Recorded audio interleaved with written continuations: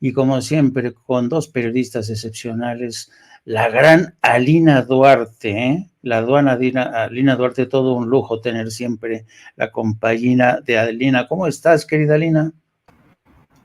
Hola, ¿qué tal? Muy buenas noches. Pues ya regresando de Brasil, regresando de cubrir estas elecciones históricas, la primera vuelta ya será hasta el 30, cuando veremos los resultados finales, que todo apunta a una victoria de Lula, pero bueno, ya estamos de regreso para seguir cubriendo temas de México, pero pues sin dejar de mirar hacia el sur todos estos días, estas semanas, de cara ya a estos segundos comicios. Te mando un abrazote y qué gusto nuevamente estar aquí compartiendo este espacio y sin censura.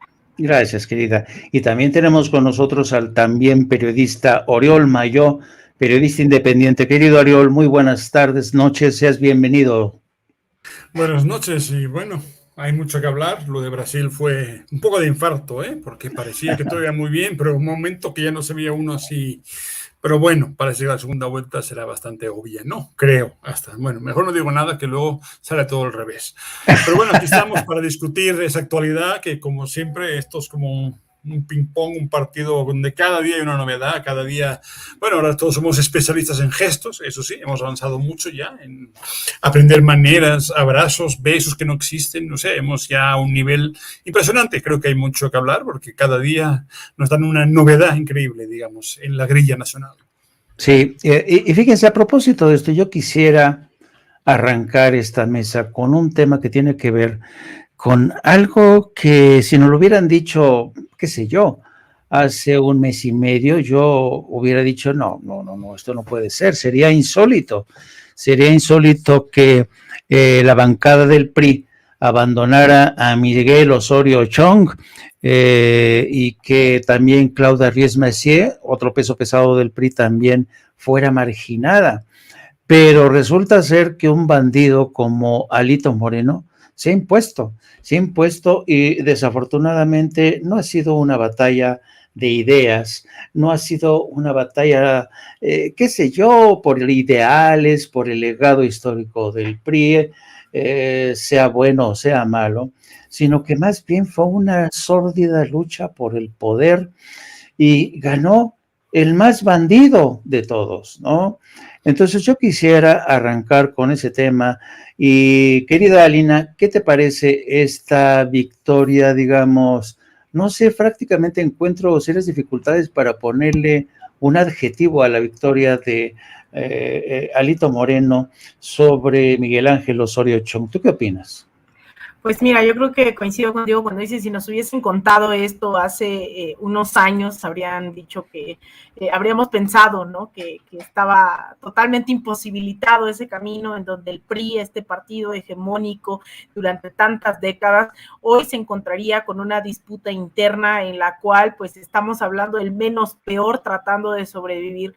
Alito durante los últimos meses no necesariamente había sido sinónimo de liderazgo, todo lo contrario, había sido alguien que habíamos insistido en que mantenía de manera totalmente forzada la dirigencia de un partido hecho añicos. Sin embargo, ahora lo que vemos es esa capacidad de dialogar, ¿no? De negociar, más bien, más que dialogar, de negociar su estancia y de negociar directamente con el gobierno en turno, lo cual permite que su bancada tome las decisiones que en este sentido él había estado apoyando parte de esta reforma de la Guardia Nacional de Seguridad Pública que se había impulsado de manera conjunta con la administración del presidente López Obrador. Ahora lo logra y deja a un lado a personajes que vaya cínicos, ¿no? Ellos piden democracia y piden un liderazgo que esté que tenga la capacidad moral de estar al frente de un partido que ellos justamente nos demostraron que no tenía ética, no tenían principios, al contrario, fue un partido que arremetió en contra de todos, de todas aquellas personas que dijeran que no estaban de acuerdo con el gobierno y ahora resulta que son las Beatriz Paredes, las Claudia Ruiz Massieu, que son justamente los Osorio Chong, quien vienen a pedir liderazgos, ¿no? A la altura del momento histórico. Es de verdad un partido que más allá de tener esta negociación con el gobierno para sacar adelante reformas, ha pasado lo que decimos, esta frase tan común, al basurero de la historia, un partido que nos ha demostrado en múltiples ocasiones que se está yendo, que hará toda artimaña posible para quedarse de alguna u otra forma, y que lo intentaron quedarse en la vida pública de este país a través de una alianza que hoy se torna pues totalmente indefendible, una alianza de la oposición que se ha venido desmoronando, que no es la primera vez, ¿no? Que también estas alianzas, el Pacto por México y demás, han demostrado que no tienen esa capacidad de unirse incluso en intereses entre mafias para mantenerse ahí flotando, ¿no? Para mantenerse sobreviviendo en un México que hoy les pide, hay una rendición de cuentas, y que bueno, también yo creo que más allá del papel de Alito y de la disputa interna del PRI, lo que estamos observando es esta coyuntura, yo creo una de las principales que hemos vivido en el sexenio, que todavía nos falta seguirla debatiendo, seguir construyendo este panorama de seguridad pública, algo que no es menor, es uno de los retos más importantes para esta administración y las venideras, el saber cómo reconstruir al país después de esta mal llamada guerra contra el narcotráfico. Entonces creo que esto da para mucho más, para muchos más análisis, pero sobre todo pensando en que de plano el PRI hoy está acabado, ¿no? Y que su única opción ha sido que algunos lleguen a algunos acuerdos, algunos consensos, sin embargo, pues pareciera que ya la vida interna está más que destrozada, es más que visible esta ruptura, no solo al interior del PRI, sino de las alianzas de la oposición. Querido Oriol, una pregunta, porque evidentemente yo creo que no se ha hablado mucho, porque no tenemos muchos detalles, pero es evidente que el gobierno de Andrés Manuel López Obrador, valiéndose, yo no sé si de sus artes mágicas, o el caso de Adán Augusto o el propio Ricardo Monreal, se taparon la nariz para negociar en lo oscurito con Alito Moreno. Puede ser eso, ¿cómo se le puede interpretar? Ha sido parte, digamos, de lo que se ha dado por llamar, yo le he dado por llamar la realpolitik de Andrés Manuel López Obrador, que es la realpolitik es básicamente apela a las viejas prácticas de Maquiavelo, ¿no? Donde el fin justificaba los medios. ¿A ti qué te parece esta forma de lidiar con un personaje de Alito Moreno para jalarlo a tu terreno y de esta manera prácticamente convertir a Miguel Ángel Osorio Chong en una víctima colateral? Bueno, yo creo que lo que se está viendo casi en tiempo real, como una novela donde los capítulos hace unos días había euforia en el lado opositor, que se había parado la iniciativa en el Senado, entonces esto cambia, pero lo que sí estamos viendo, creo, importantísimo, es que la creación de dos bloques que se van a dividir el PRI, se van a repartir, digamos, al priismo de una u otra forma, queda claramente.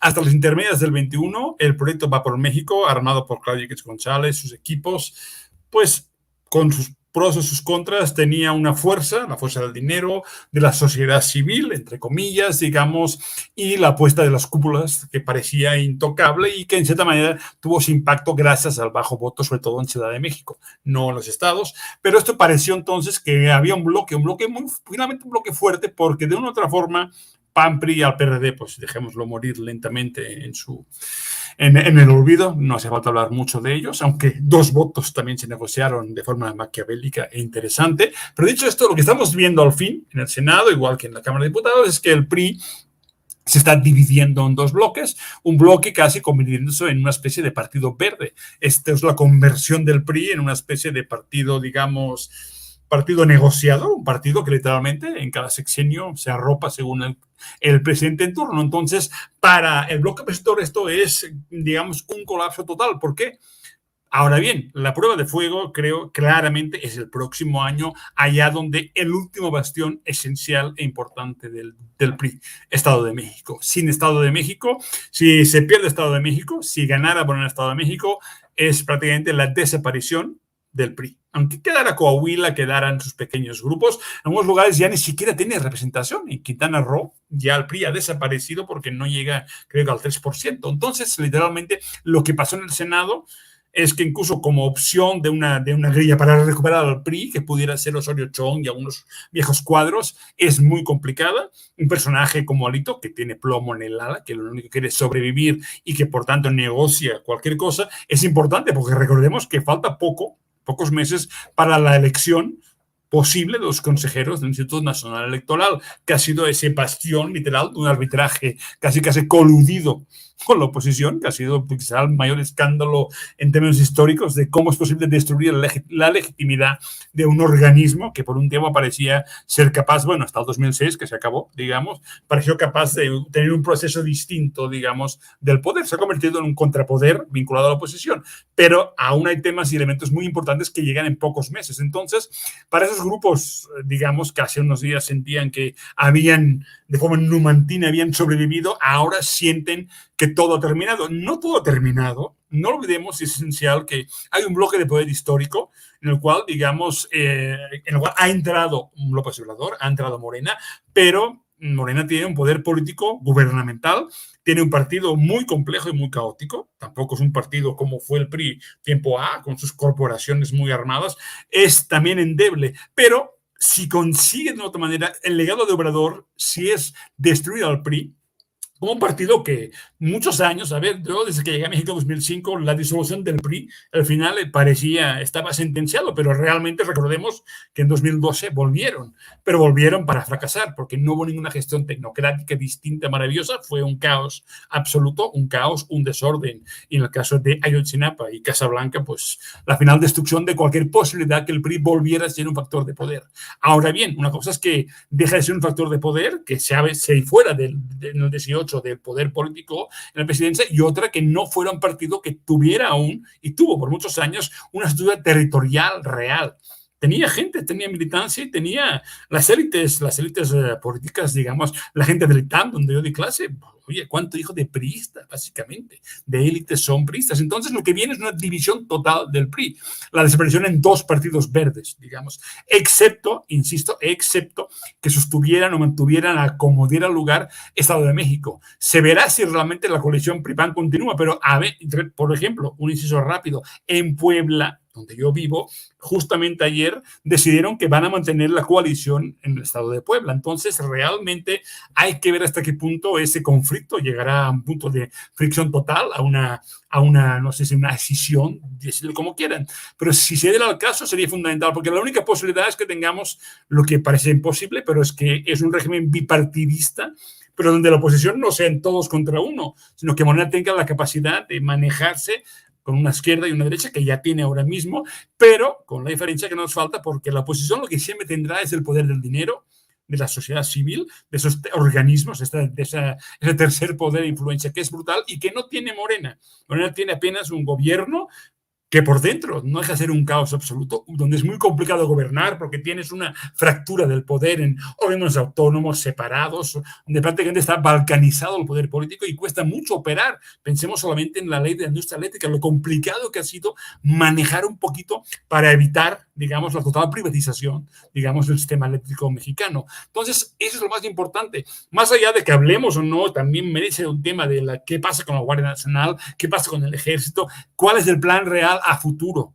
para que la seguridad en México, digamos, sea un tema que podamos decir que se está solventando, donde yo veo que hay posibilidades, pero de momento es un claro oscuro absoluto. Pero quizás lo más fundamental en estos meses y lo que viene para el próximo año en Estado de México, en Toluca, es la posibilidad final de que si el PRI pierde Estado de México, se divida ya en dos bloques y se convierta en el verde del PAN y en el nuevo verde de Morena.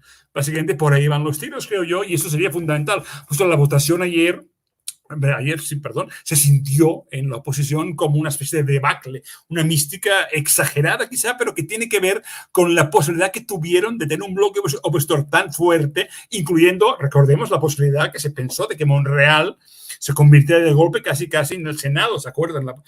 Casi le ofrecieron la presidencia del Senado y un golpe senatorial, casi como los idos de marzo, en el cual de golpe recuperarían el poder absoluto, digamos, en el legislativo. Todo esto fue una posibilidad, no sé si remota, llegó a ser real, pero de momento se ha convertido en, digamos, en un quiebre sistémico, por esta vez creo que sí lo es, en un partido que no había desaparecido, que ahí estaba, que llegó, continuó y que literalmente si ahora pierde, finalmente, por primera vez diremos que lo que se prometía o se visualizaba hace 30 años, finalmente será real. El PRI podría estar en trance de desaparecer como partido importante en México.